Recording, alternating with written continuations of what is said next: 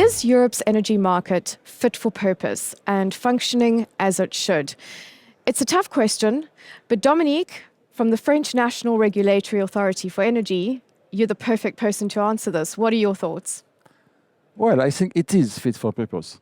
And I think the whole European integrated energy market for gas, for electricity, is a very sophisticated tool which really delivers a lot of value, a lot of services for the European community, for European consumers, European economy. And you have in real time energy flows going from one member state to another one very efficiently. For instance, for electricity, you are able to adapt with the production, with the consumption, with any signals. You integrate this availability of interconnectors in the whole system.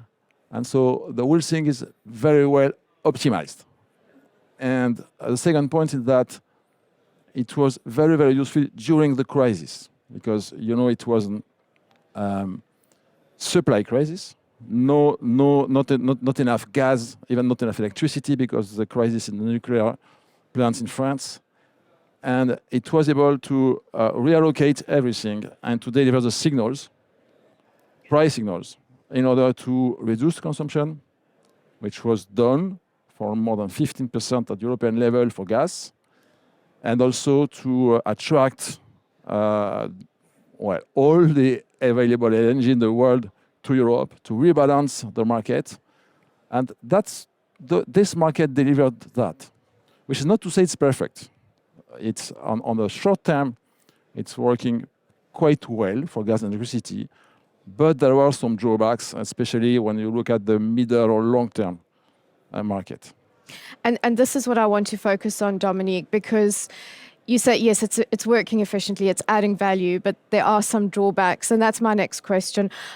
Are there any proposals, tools or mechanisms that you believe would really enhance or maximize the electricity market design? Yes, and you're right to ask on electricity market design, because the electricity market design has been and is still focused on short-term functioning, which is quite good, but is not enough. And we have seen during the crisis that those signals were, in a way, efficient, but in another way, kind of damaging for the society because of very, very high price and very high volatility. And if you are able to go through middle term, longer term, 3, 5 years, even 10 years contract, then everything will smooth out.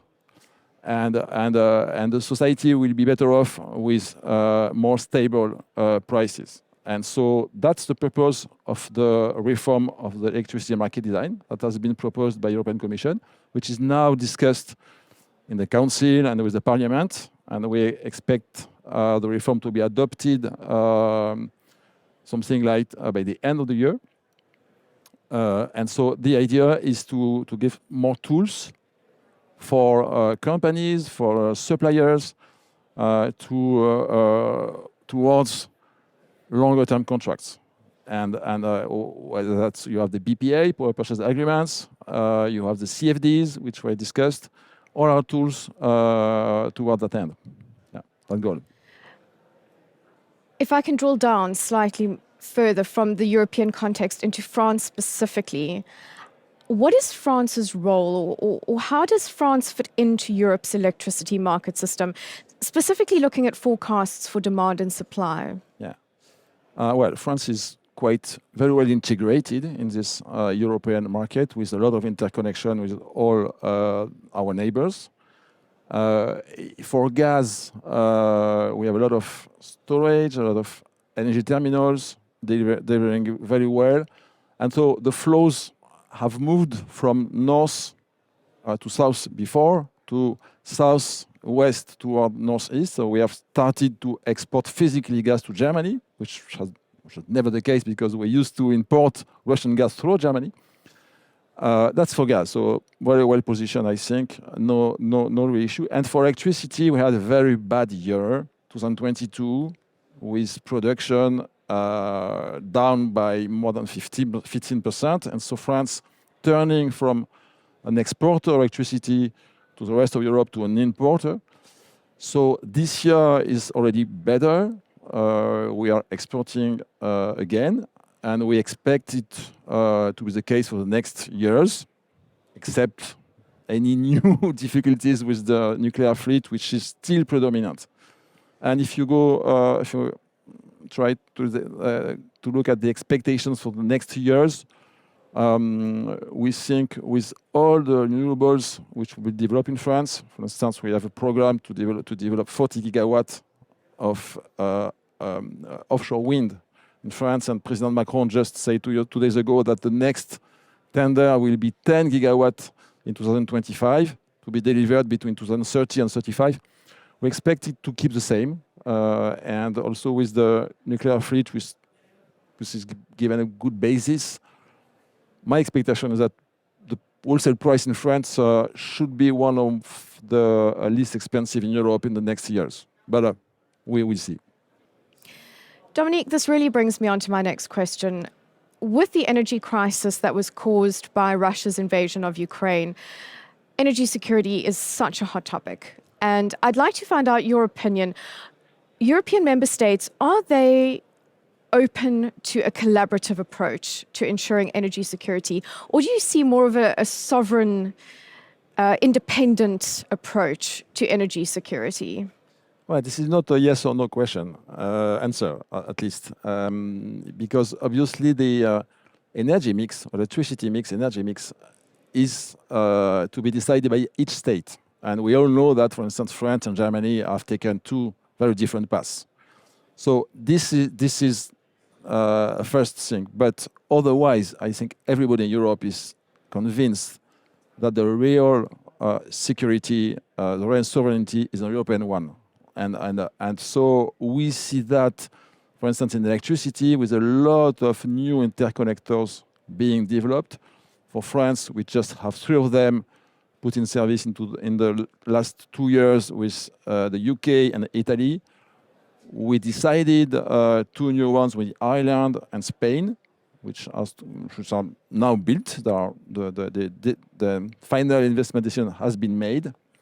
And so we are looking at new ones with Germany and Belgium. So, and I think it's everywhere in Europe. For the electricity market, the idea is to get more and more integrated, because those differences in mix, they can be very useful, because you always find one country with a lot of electricity or cheap electricity, while another one has less of it. And so the more interconnectors, the more efficient the whole system will be. So I think every country, everybody is convinced by that. Yeah. Further to speaking of the gas crisis, Yeah. would you say the European regulatory framework has really been able to support Europe becoming more independent from Russian gas? Yes, definitely yes. Obviously, the European market and Europe was not prepared to that. So this is a kind of a failure. But when the crisis was declared, then the whole system reacted very, very well. And when you look at that in a few months, a lot of regulation have been adopted by the 27, the Commission, etc., very quickly, very efficiently. So, at the beginning of the crisis, the storage were 1/3 empty, or 2/3 full only, which was not enough at the beginning of the winter. And so this was bad. But the next years, this year, they were at European level 99% full.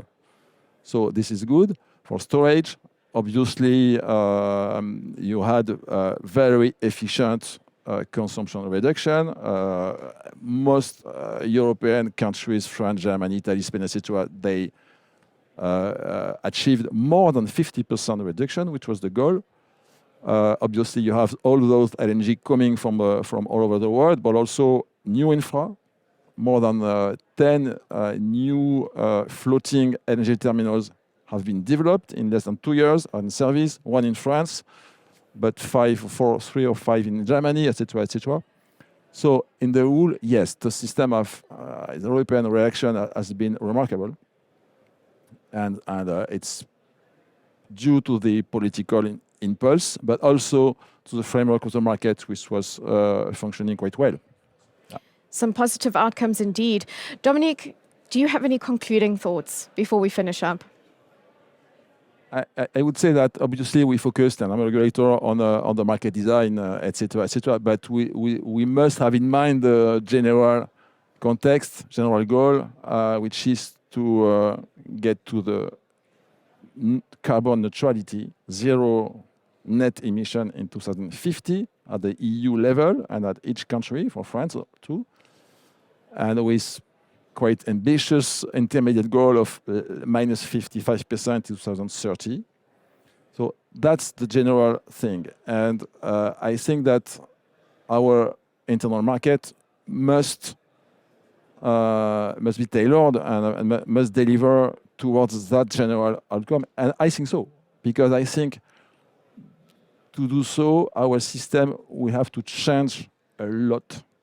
A lot of things have to be changed, and we need innovation. We need a lot of innovation. At every part of the market, we need a lot of innovation, and I think that this market, which is quite competitive, because other than networks, which are monopolies, all the rest is competitive, and I think that that market will be able to deliver the innovation that is needed. Well, that is very encouraging indeed to hear.